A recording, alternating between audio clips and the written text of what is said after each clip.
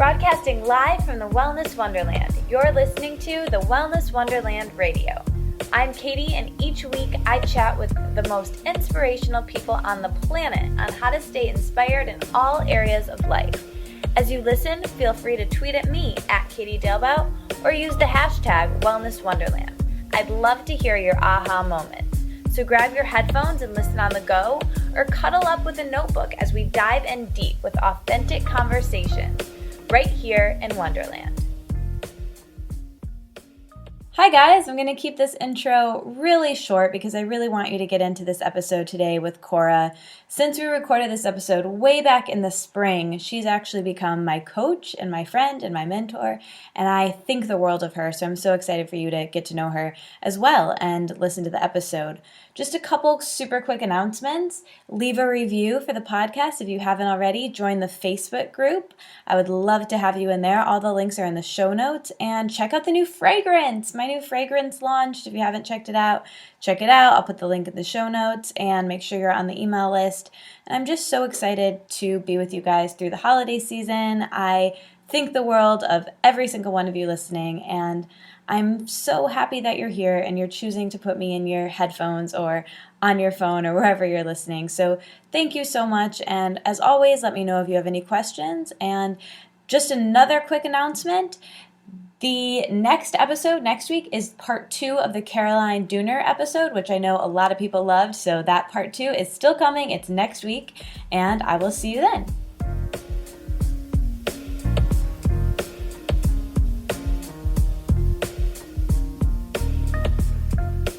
I am so excited to have someone I think the world of in Wonderland today.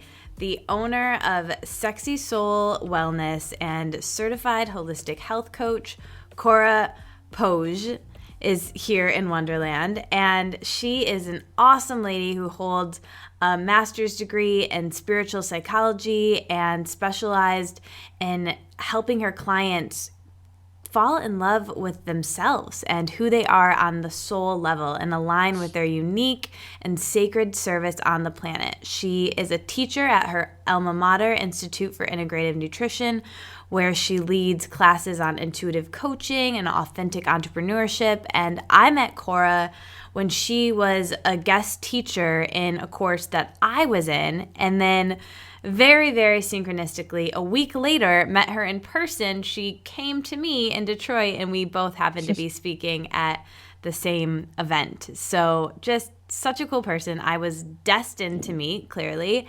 and I love her. I'm so excited to get to chat with you today, Cora, and she's way cool. She believes that when we align with our soul and our truth collectively, we create heaven on earth, or what I call Wellness Wonderland. So we're going to get into all that, but thank you so much for being here, Cora. You're so welcome, Katie. Thank you so much for having me and for that beautiful introduction.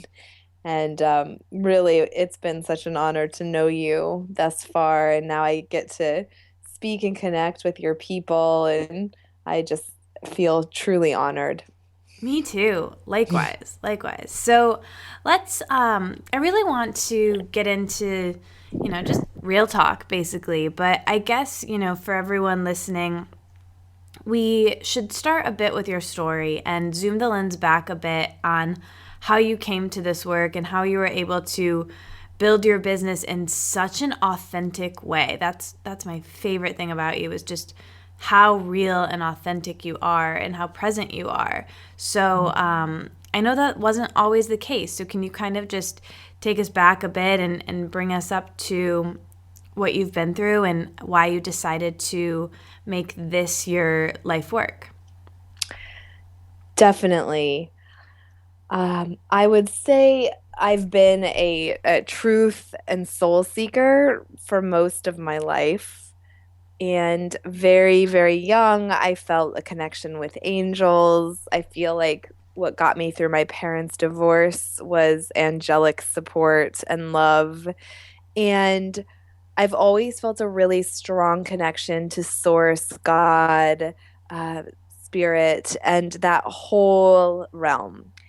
And then in my teens, I feel like I started to get away from it or move away from it. And I started to prioritize more of an ego set of like an ego's agenda. And I really started to care about popularity and my appearance and who liked me and who didn't. And I also started to care a whole lot about my grades and what colleges I was getting into. And there's nothing bad about any of this or good. It just is. But it was really a keeping me or taking me away from I was allowing it to take me away from my soul and my truth. And my ego was fully in charge.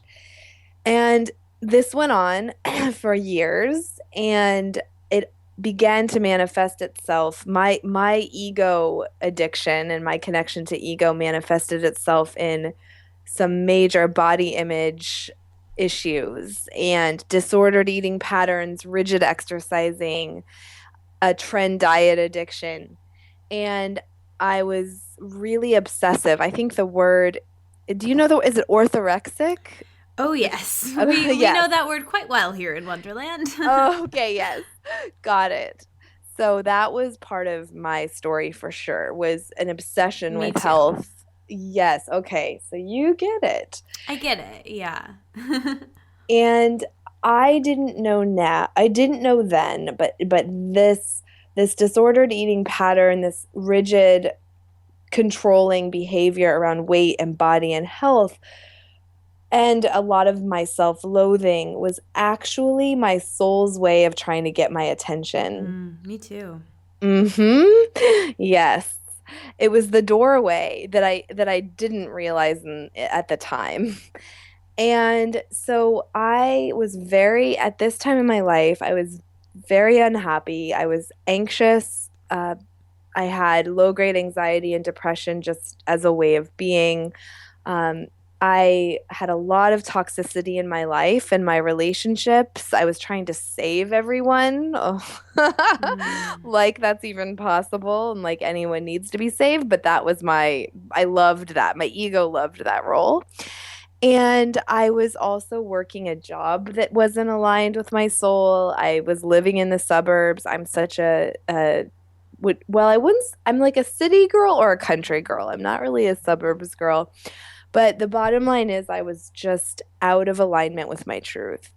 And I found a book in the library one day called How Much Does Your Soul Weigh? And I love, Katie, that I went to the library to check out another diet book. Yeah. I had tried them all.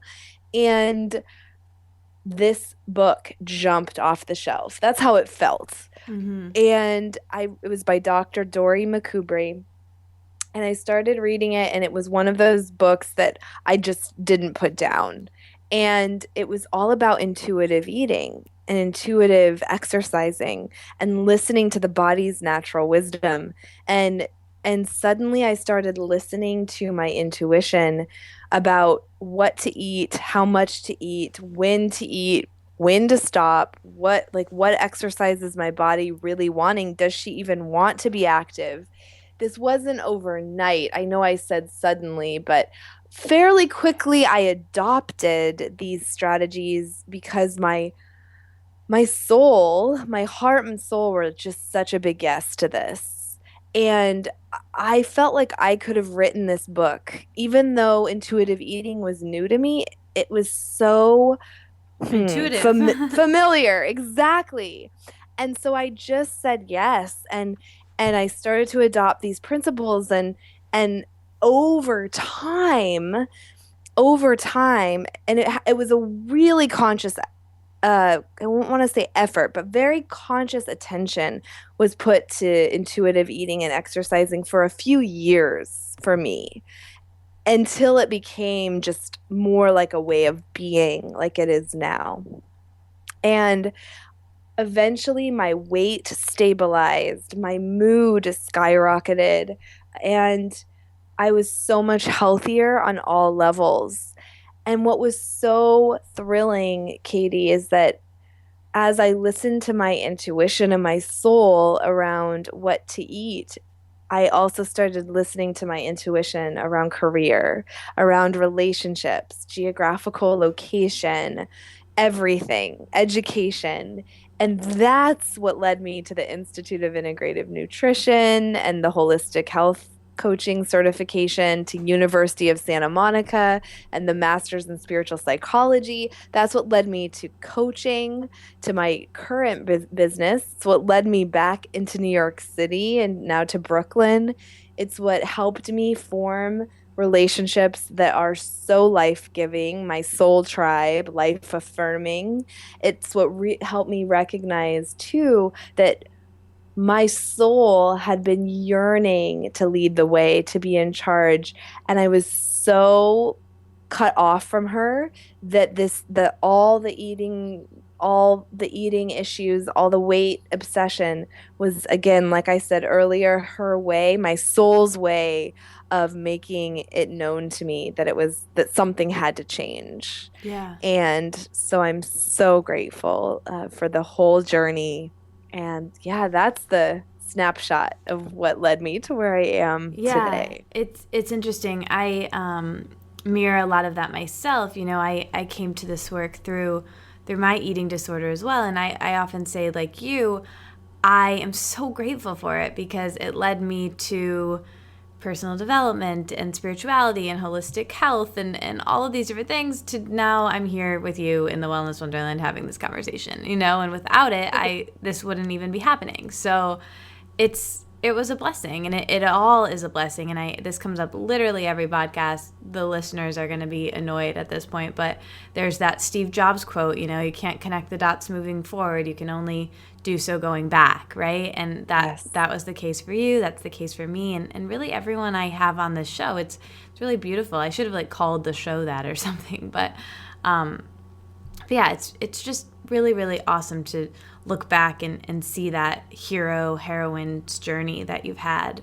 And then on that, I heard you speak on this on a different podcast, but you even relapsed in kind of in that area, right? Like we all do all the time, and we're all perfect, we are all perfect, but imperfect at the same time. And you had an experience where more recently your body image issues kind of crept up again, and you found yourself, looking at your weight and your body size as something to obsess over when you didn't want to, as kind of a way to block yourself. Can you talk about that experience a little bit?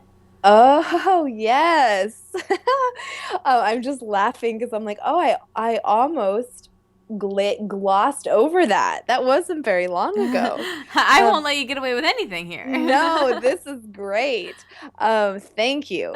So, yeah, I know. So, what I've noticed is that as I grow and expand, and especially as I take risks in my life, to play bigger and to dream bigger and live bigger and really live my way into the next level of dream life and dream reality. There's that self-sabotage that has come up for me in the past, and I feel like my ego has many ways to try to sabotage that forward momentum. And one of them is to get triggered around weight and body again. And she knows that is still, has been a vulnerable place. Yeah. And so yes, pretty recently that I noticed that happening again, and I was able to eventually, and it didn't take so long, it didn't take a very long time, but I was able to catch it and see what was happening, and also not beat myself up for it at all. Just go, oh, well, of course my ego's scared because I'm starting to fly. I'm starting to go higher here, and she's just freaking out. Yeah. And it's really powerful because my goal was always that I could weigh myself or measure myself and not be triggered. And I've been very careful with that because can't say I've been able to do that until the last like month or two. So it's a really new thing. And yet I now feel like it's something that doesn't I don't give the power away to the scale anymore, Mm. which is incredible. However, Katie, I wouldn't recommend to everyone to like for most people I'd recommend not weighing ourselves at all. I just Yeah, think absolutely. it's just not even, yeah. That's For a kind of a me, high level thing. Our yes. mutual friend and coach of mine who I worked very close with, Isabel Fox and Duke, that's something where you have to be healed to a certain point for that not to be triggering to you. I know for me, even when if I was to go to the doctor or something, like I would have to turn around or say like, I'm sorry, I can't be weighed. Like I don't, I practice health Yes. at every size. Like I don't, that number is just too triggering for a lot of people who come from a background with eating issues or, I believe eating disorders are on a spectrum and most of us have, especially women's issues around that. So, I think to hear that is great, but I think like you said, I think it's something to work up to, but, I'll speak for myself right now. That number is just too triggering for me. But hopefully the goal is, to get to a place where, you're not, and I don't see myself as judging myself on the basis of size and weight. However, it's just too soon, right? It's like don't put yourself into a position where things might be compromised if you can avoid it, which you know can make sense. Yeah, exactly, exactly. And it's for me, it's been years and years and years on this healing journey. Yes, it's been something I've really been so cautious about because it's a sneaky thing. It's almost I've equated it before to alcoholics going Yeah. into a bar. Like, Oh, completely. yeah, don't do it. Yeah. One of my favorite triggering stories is I and now that we're doing this show right now, this is so perfect, is I had been I'd been healing around this for about 3 years or so and felt relatively consistently strong. And but I hadn't weighed myself, and that was my decision, just no scale, no scale, no scale. And I was scheduled to have an interview with someone about this journey of intuitive eating towards optimal health or radiant health. And I just decided to step on a scale before that interview and at my gym. And I was not ready. I was totally triggered. This is right before the interview, Mm. and I got on the call and I just sobbed through Oh the my whole interview gosh. because I couldn't if I was going to show up authentically, and of course I was going to show up Yeah. authentically. I was totally triggered. So it was a really very interesting timing, but it also made sense. I was just about ready to step out into the public and share my success. Yeah. I'm sure my ego was really nervous about that. So Yeah, it's yeah. like that upper limit problem, that keeps kind of coming up for you that, and not just you, but all of us, it's like that we tend to self-sabotage. I always say to like the people that I talk to and work with one-on-one, like, when things get good, your ego gets louder and you have Yes, to really just be cognizant of that. totally. So this is the analogy that helps me so much is I see it as like when things get good or I start leaping and playing bigger and bigger, it's like I'm flying higher and higher. And Mm. my soul knows that the flight just gets more and more amazing and the view gets so incredible. But my ego is just obsessed with, oh my gosh, there's farther to fall. I think there's farther to fall. Yeah. And so if I can just love her and talk to her and parent her and get her to see the view and just get like that's what I try to do with my Wow. little sweet ego. That is an amazing analogy. You are so good. Oh my Oh, God. That thank is you. beautiful. I love analogies. I'm a big analogy nerd. Same. Oh my God, you're so great. Your soul speaks to my soul, and it's just so beautiful. And a lot of Thank other you. souls probably right now, but right now it's just us. Yes.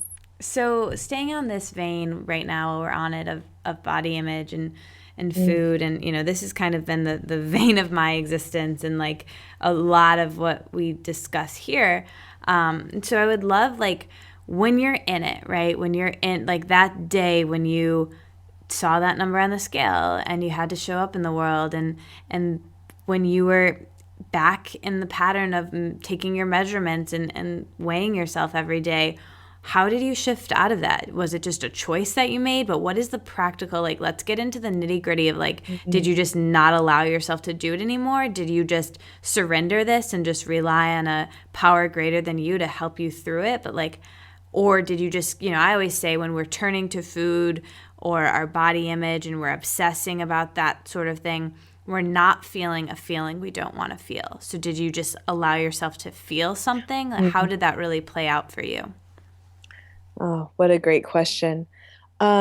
So a couple things. One is what's worked for me in the past is just to get rid of the scale.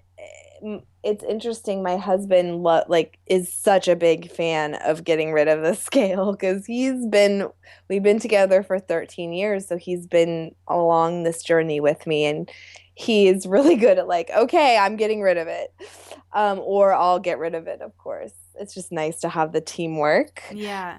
Um, It's like if you don't want to get a haircut, don't go to the barber shop. Yes, precisely, precisely. And also for me, if it's really almost always comes back to like if there's a feeling that I'm not wanting to express, it's almost always fear, or it has been in the past. And fear because when I'm scared, I'm looking for something that I feel like I can control. And that's how this started for me, which was freshman year of college when I was really, really scared to be in Los Angeles. I'm from small town Kansas and really, really scared of just everything at that time in the transition from high school senior to freshman in college. And I turned to weight as a way of control, the illusion of control. Yeah. So I notice if I'm going back to it, it's almost always because I'm really scared. And if I just let myself feel the fear, then I'm in such a lighter place eventually. I'm not going to sugarcoat this. Feeling fear sucks. Like Yeah. that is not a fun feeling, even physiologically. But it's so healthy to learn how to feel it. Now I even call it excess energy when I like it's excess energy. So before I go onto a stage when I perform, I have excess energy. And how am I going to relate to it? Am I going to succumb to it and be freaked out and go into fear and negativity story? Or am I going to move through it and choose the more of like an excitement story instead? It's the same energy. Yeah. So my key has been tools and strategies to work with fear, not to be fearless, which I could stand on a soapbox about that, but I won't. But I'll just say simply, fearless to me is inhuman. Or it's not human. It's impossible from my perspective as souls having a human experience. And that's why addictions are so prevalent, in my opinion. But if we can learn how to deal with fear, work through it, even make it our friend, then we don't have to turn to the illusions of control mechanisms or the numbing mechanisms. Yeah. And so Yeah. that's almost always what's up for me when I notice those patterns. Yeah. I heard once fear is just excitement without the breath. Absolutely. And, Absolutely. and I think for me, like, there are other emotions too, like I was really triggered and am sometimes still, like when I'm really overwhelmed, or when I'm lonely, like it's just, oh, it's about my body, like Hmm. I just make it all about my body. And it's like, wait a minute, like maybe this person just, it wasn't actually that you're not thin enough, smart enough, pretty enough. Like maybe it's just everything's okay and it wasn't meant to be. And I think you Yes. just have to, for me, it all kind of stemmed back to not feeling good enough. So I thought I could feel good enough by controlling my weight and my body to be a certain way.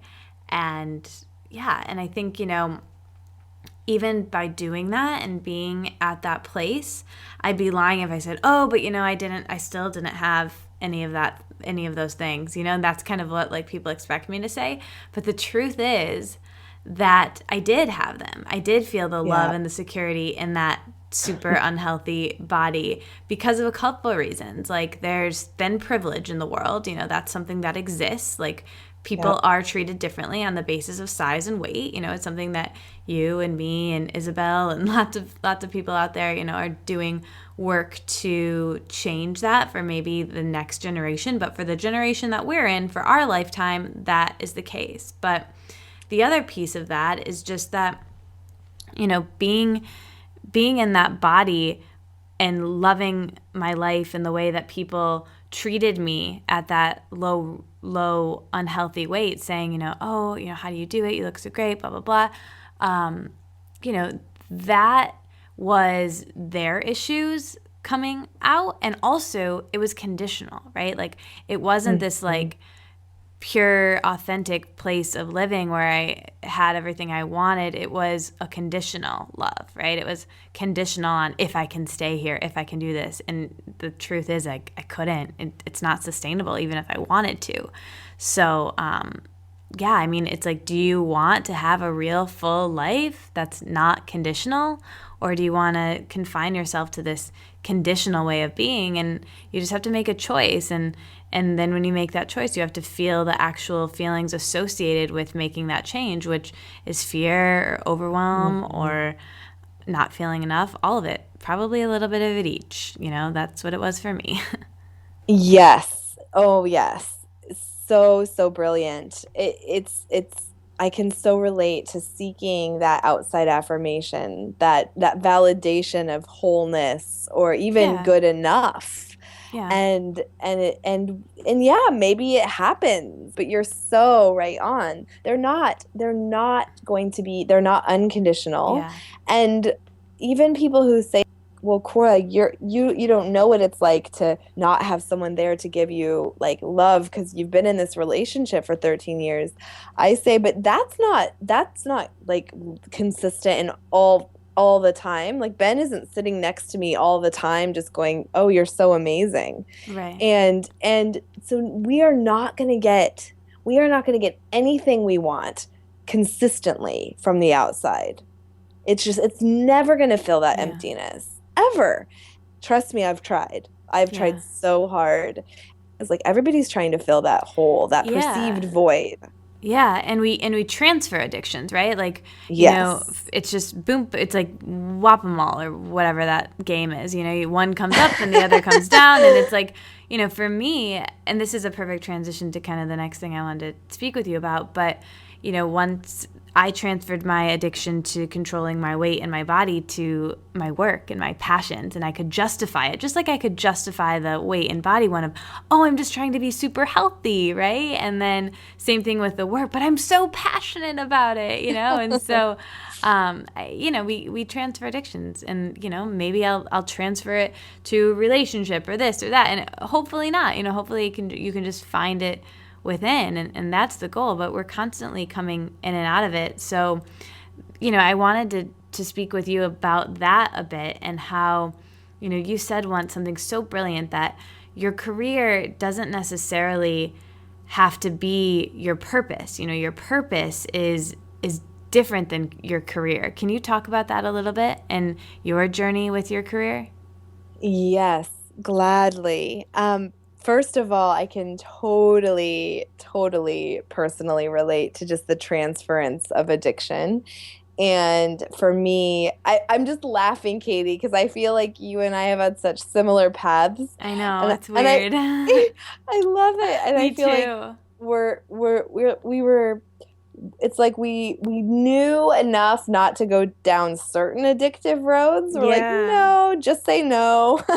Yeah. And then, but then here are these other ones, and We're they're addicts. yes, and Yeah. there can be so much societal, not only acceptance, but also, Push. Yeah. yes, Encouragement. encouragement. Totally. So, yeah, mine shifted for sure into workaholism. Absolutely. And I'm I think I'm now shifting more out of a lot of those behavior patterns, but it was definitely the next addiction in quotes. Um or one of them. And I what was so interesting is that I'd had workaholism tendencies my whole life or much of my life, but when it became my coaching business and like you just said, my passion, it was almost even more tempting to to get addicted to the work. And I would be on my computer So you till could 9. justify it. Yes, yes, exactly. And I would be on my computer till 9 or 10 at night, and I was taking 5 or 6 client sessions a day, and then still had email and all of it was just a lot. And I was ending up working probably more hours than I would have worked in an office. And and so that has been a big part of my journey, and one of the largest realizations you just spoke to, which was I was connecting my self-worth with my career, just like I used to connect my self-worth with my physical appearance. And I once I saw that connection, I was able to do healing around it and really dig in. And then I heard the message that my life purpose is to just be fully myself, to do the inner healing that I'm called to do in this lifetime, and to have fun and stay healthy and shine. And that's my life purpose here as a light worker. And I could do that as a Starbucks barista, as a homeless Yeah. person, as the president. Like I am living my life purpose in every moment if I choose to be aware of it and connected to it, no matter what my career. And that really helped me just relate to my Yeah. business in a healthier, more balanced way. And also, I'm doing so much more acting now and so much more fun, just fun activities and traveling and going to see my family, and just I'm allowing for a life that really sets my heart and soul on fire. And I know that I'm totally embodying my life purpose. That's amazing and so inspiring. And I think for everyone listening, like that is the takeaway, that whether you're an accountant or a teacher or a Hmm. skydive artist or whatever you are, it doesn't matter. It's like accountant slash light worker. Like you're only Yes. you're my one of my favorite lines from like my favorite show is my only role is just to be, Yes. and that's it. It's like we're just meant to be our soul that we came in with as a child, and we just picked up like velcro all sorts of conditioning and beliefs. And once you hit a breaking point, like for Cora and I, it had to do with our body image and food. For you listening, it might have been that, or it might have been something else. But you get to this breaking point and you're like, all right, something's up. And then you spend the rest of your life pulling off that Velcro, getting back to where you started. So it's a really beautiful journey, and that's called being human, I think. So, but yeah, all you have to do is just be. Hmm. It's really refreshing. Absolutely. And such a relief. Yeah, exactly. Relief. That's the most beautiful word to describe it.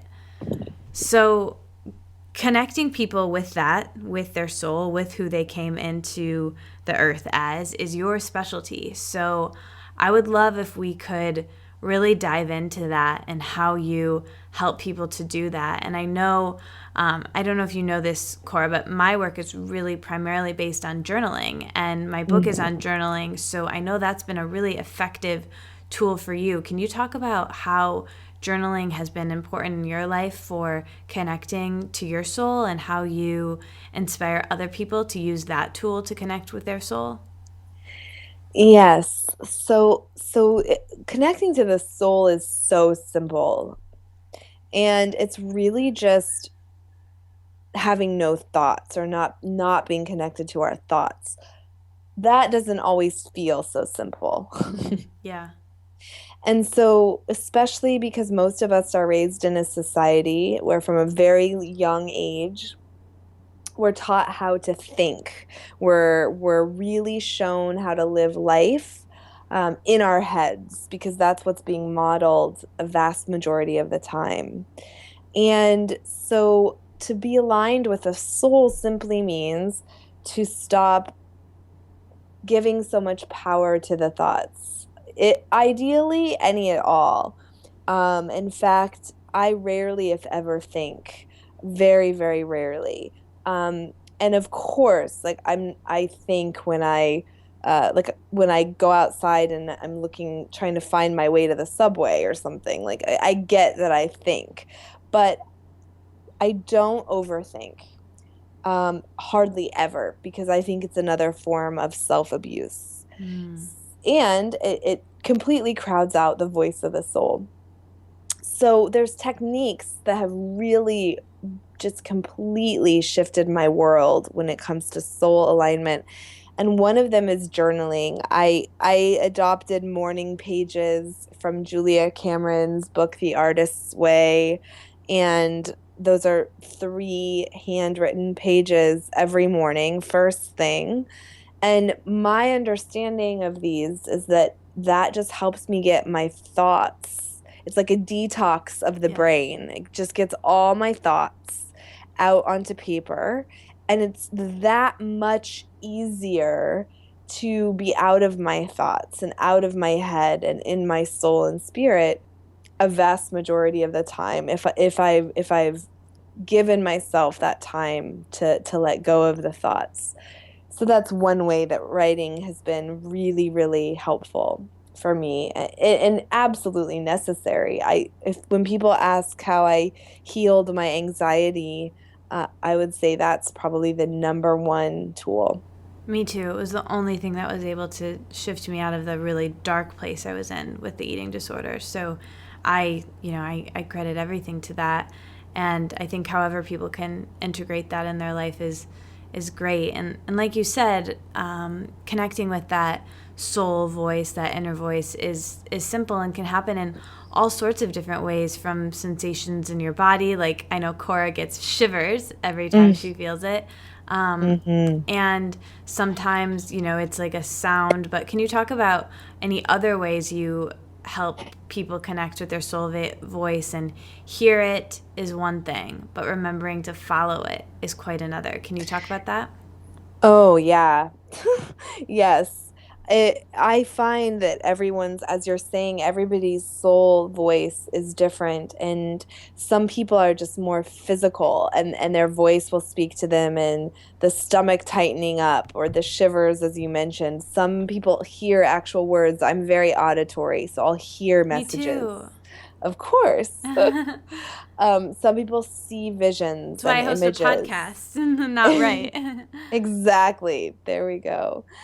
Um, some people will see visions and or feel things and just know. Everyone's different in this way, so it's important. I help my clients learn what's their language. Like, what is your soul language? It's going to be different for everyone, much like we learn at IIN with bioindividuality for nutrition and health. Um, And there's also some strategies, though, that just work for everyone in terms of connection to our soul voice, which it doesn't matter how our soul talks to us. Alone time is absolutely necessary. Yeah. Um, turning off distractions like computer and phone. It's just like when we take the energy away from the thoughts or quiet the mind, the soul can speak louder. We can hear her more. It's turning down the distractions in our environment. Being out in nature is so huge. Yeah. Physical activity that is challenging and really can get us into our bodies and out of our heads, like anything that's going to get us out of our heads. I find dancing is huge for this. I love to just dance. And even today at Zumba class, I was getting intuitive messages through my Zumba class. So cool. It was so cool. I was tech or after this interview, I'm going to text my business manager because I got all these awesome intuitive hits Oh, about so next good. steps. So these are all very simple and very powerful strategies.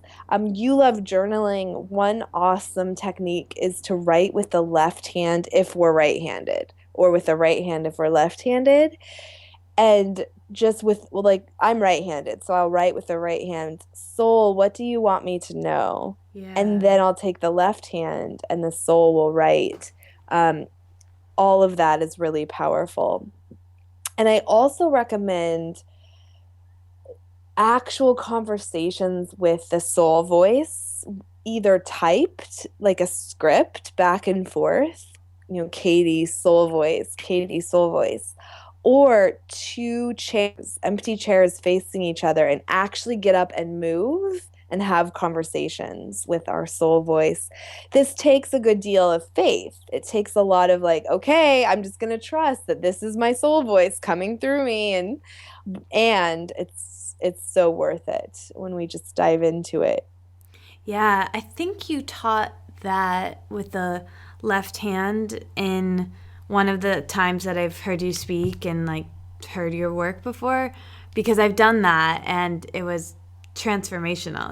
Again, you have to like trust and be like open Mm-hmm. to it, but it's super cool. I highly suggest that. Awesome. Yes, yes.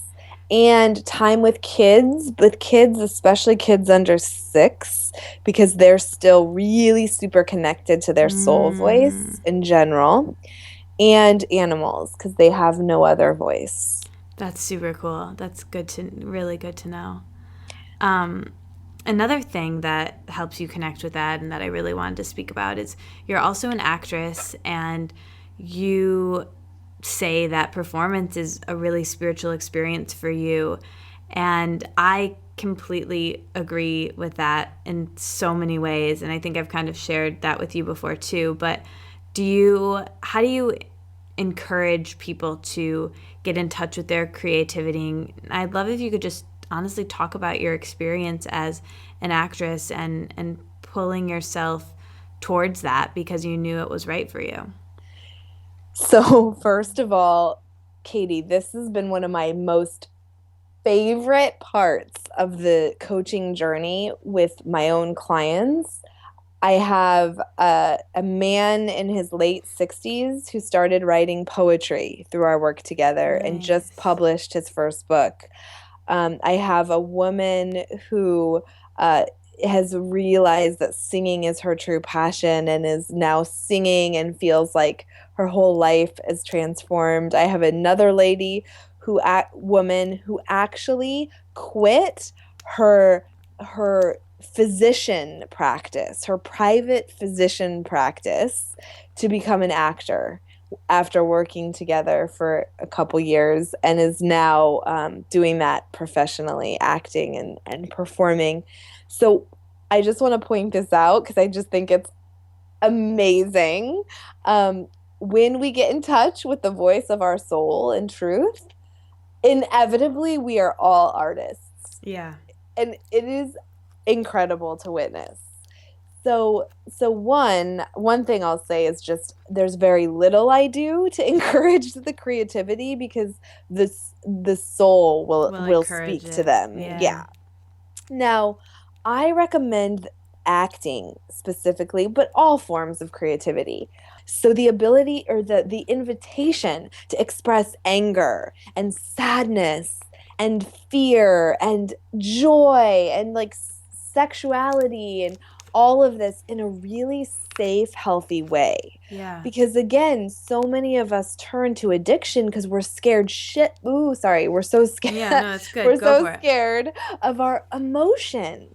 And as humans, emotion is natural. So creative anything, art, dancing, music, acting will really help get that energy up and out.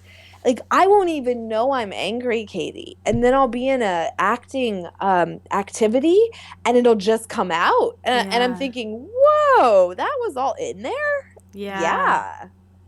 Yeah. So that's a big reason I recommend it, and I recommend to all my clients too that they move through the fear and resistance that inevitably comes up around going into a new class or trying something new with creativity. Because again, that's just the ego who's really scared of the unknown, and moving through it and embracing it. It's a huge healing Yeah. experience for all. Can I just tell you a story about that really quick? Of course. So I think I might have told you this over email actually, but anyways, for everyone else, you spoke about this when we met in December, and I took an improv class Yes. this year, and it was transformative, and it's really interesting for me because I was super into theater. I was never into sports, and so in middle school I was like the lead of the play, and it was, and I go to like my happy place, like it's that, like I just enjoyed being in middle school. Like that experience was just so amazing for me. And then in high school, I started to do it too, but like I went to a much bigger school and it was scarier, and so I still was like in the plays and did all of that, but I wasn't I wasn't like the lead or anything, but I just enjoyed it so much. And then when I got to college, I was like, oh well, there's no chance now, I'll do, but I still really loved performance and being, I just loved it. I thrived off of that. So I was like, okay, I'll be a broadcast journalist. That's like a safer way of doing that, that I can like tell my mom and like make it a career, And so I didn't study acting or do anything with that for years, and studied broadcast journalism. And then, long story short, I was super into wellness and health at the time. So I ended up starting a blog and podcast instead using those skills. However, at the same time, I really loved performing and I really loved acting so much. And I just completely shut it down because I didn't think that I was good enough for it. And when I talked to you this winter when we met, I was like, wait, no, I should definitely be doing this. So I took an improv class and the same experience happened. I was able to like express my emotions, and it's really powerful. So I highly suggest that to people listening. Awesome. Yes.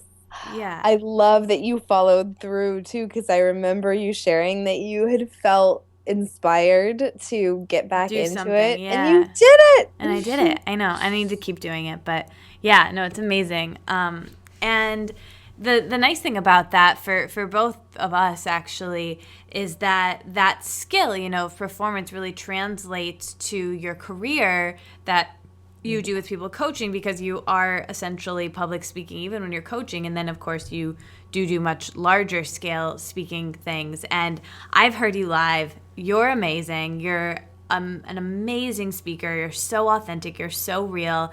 And so I would love if you could share some of the behind the scenes of that, and to how you prepare for your talks, and what some of your pre-speaking rituals are, and just any tips you have for people speaking articulately about any topic that they're passionate about.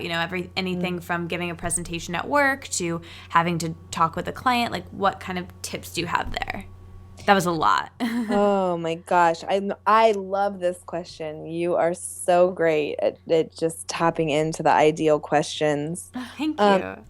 I I want to come clean though with this one, which is that I've loved public speaking since I was little. So it's been something that I've always just adored. I'm very comfortable on stage. I still get super nervous or scared before going in front of an audience, like most of us. Mm-hmm. But I also love it. Love it, love it, love it.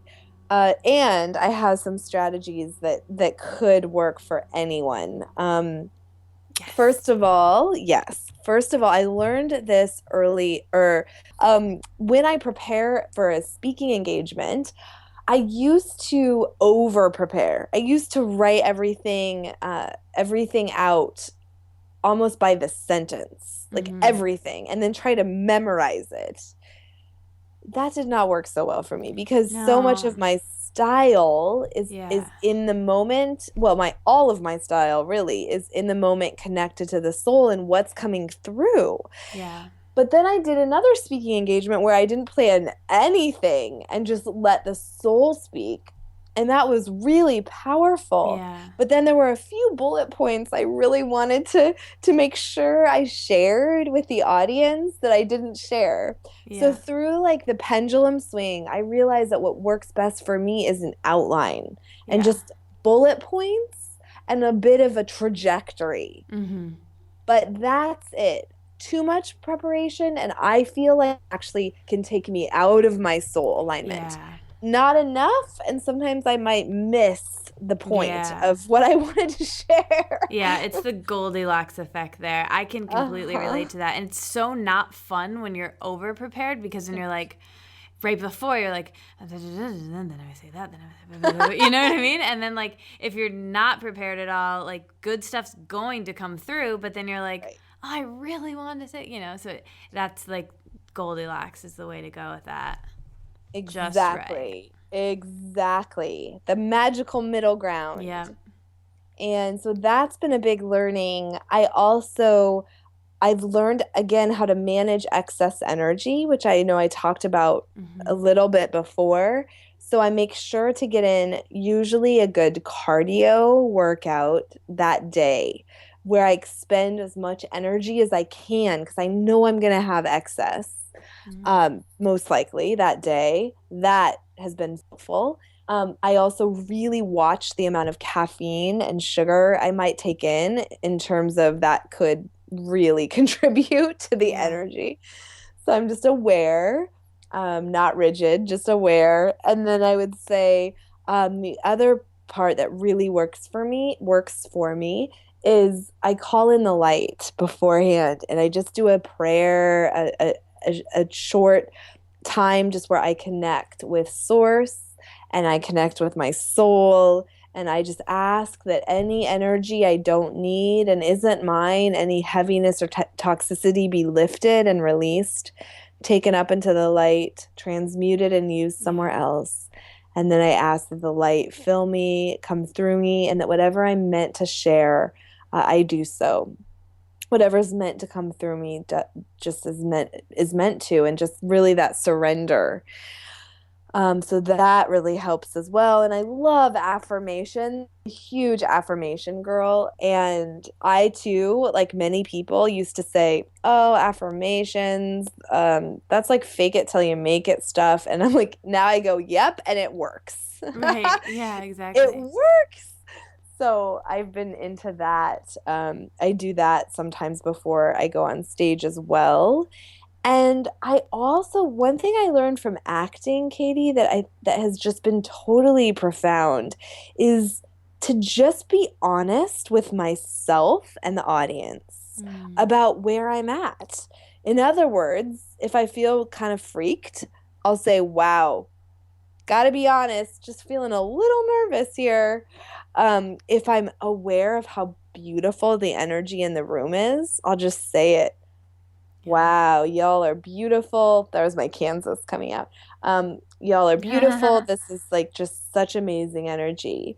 I'll just share my truth Yeah. and allow, like, if I forget where I'm at, I'll be like, "I just need to take a couple deep breaths for a moment. Do you want to join me?" I watched this is related. It might seem random, but I watched on PBS last night a show on Judy Garland, who played Dorothy Yeah. in Wizard of Oz. And she was a master at connecting with the audience, Katie.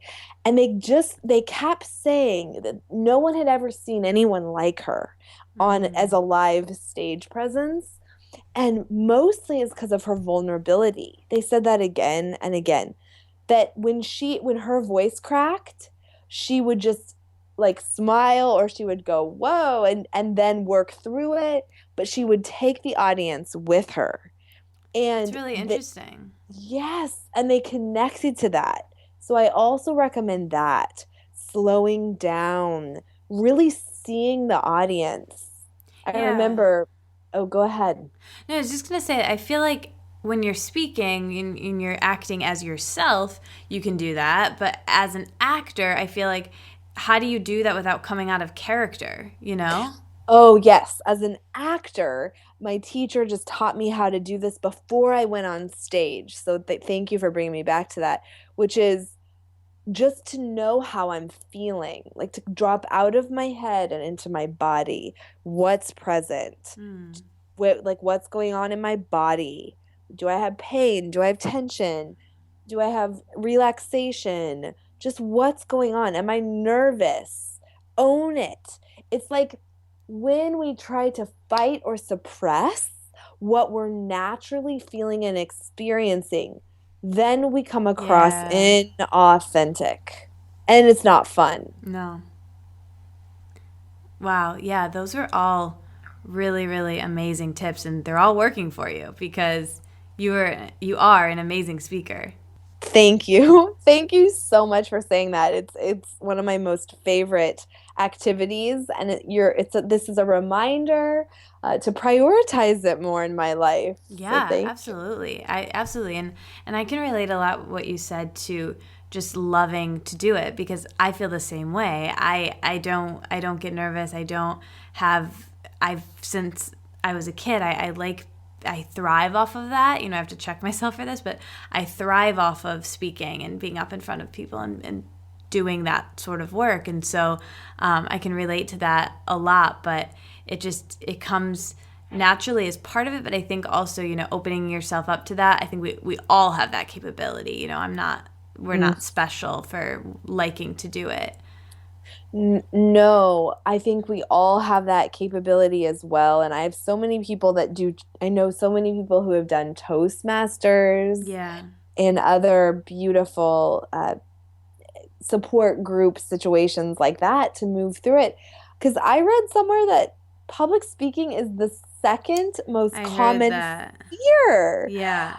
underneath death. Like death is the only one higher.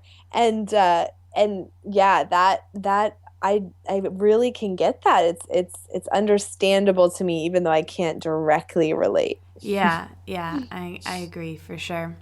So, all right, this conversation has been amazing. Now I want to wrap with my signature questions.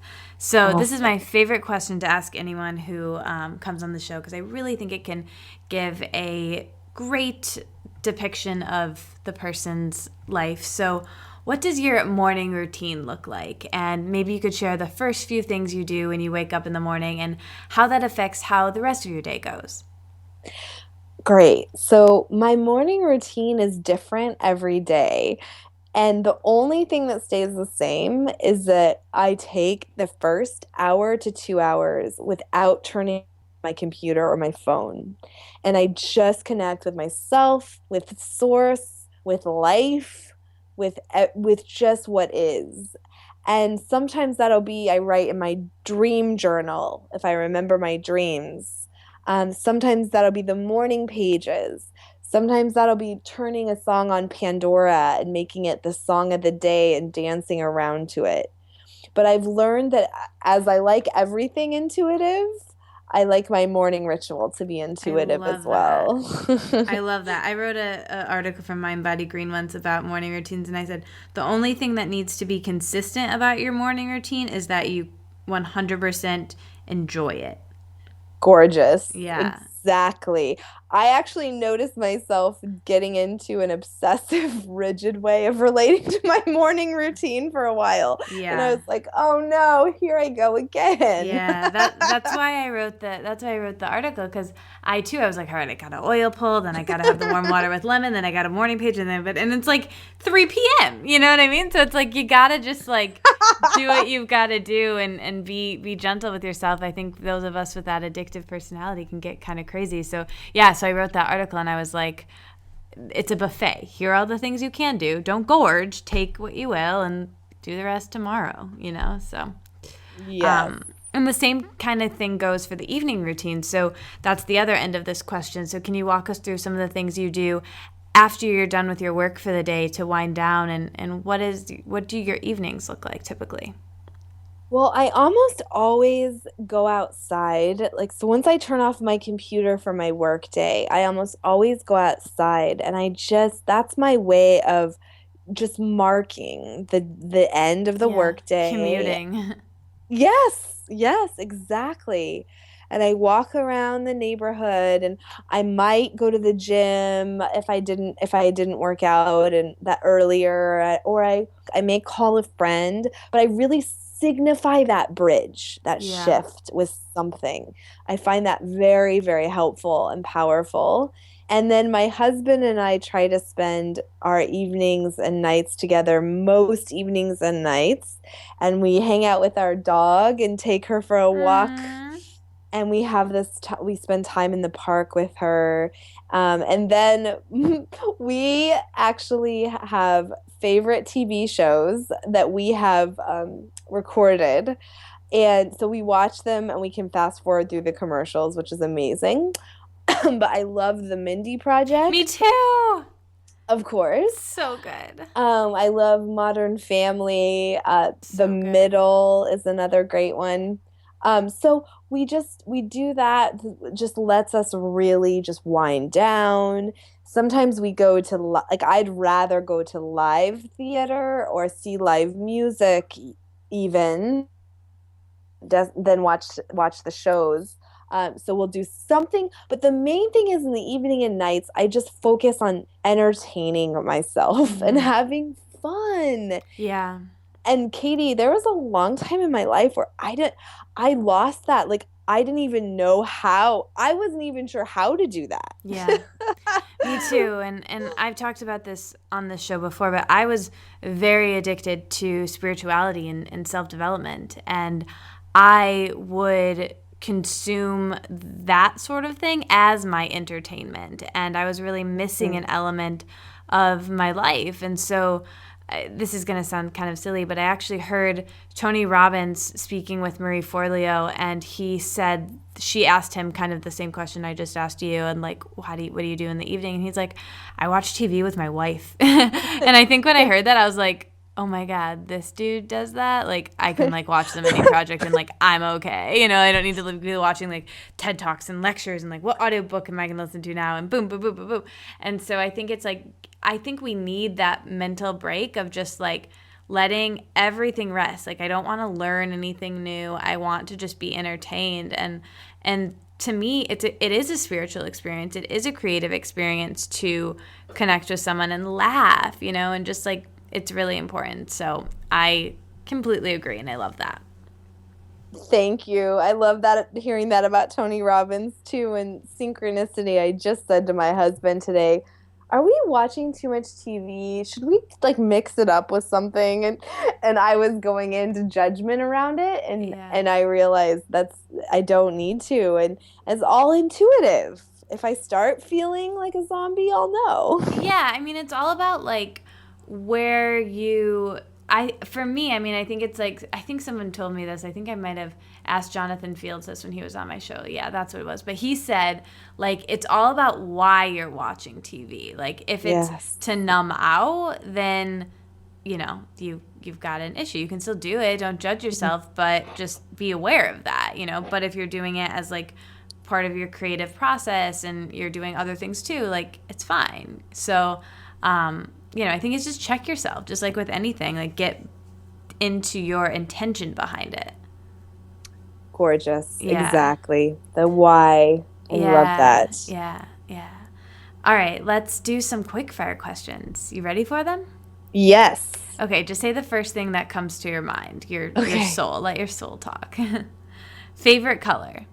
Purple. Favorite day of the week? Friday. Favorite hour of the day? 5. Favorite vegetable? Kale. Favorite fruit? Apple. Favorite meal you've eaten recently? Scrambled eggs on a rice cake. Yeah. With hummus. Favorite way to relax? Hot tub. You do so much stuff. How do you stay organized? What's your practical tip for that? I hired a virtual assistant. Amazing. If you could have a superhero power for a day, what would it be? Flight. What is your favorite performance or talk that you've ever given, looking back?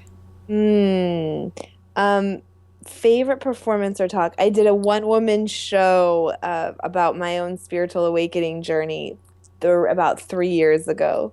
Oh my here God. in New York. That was so cool. It was called Love is Who I Am. Oh my God, I want to do that. That is so cool. I want to talk to you more about that offline. That sounds amazing. Definitely. Let's talk about it. What's your favorite movie? Oh, Hoosiers. Favorite book? Well, I just read this one, The Passion of Mary Magdalene. It was really good. Nice. Favorite song?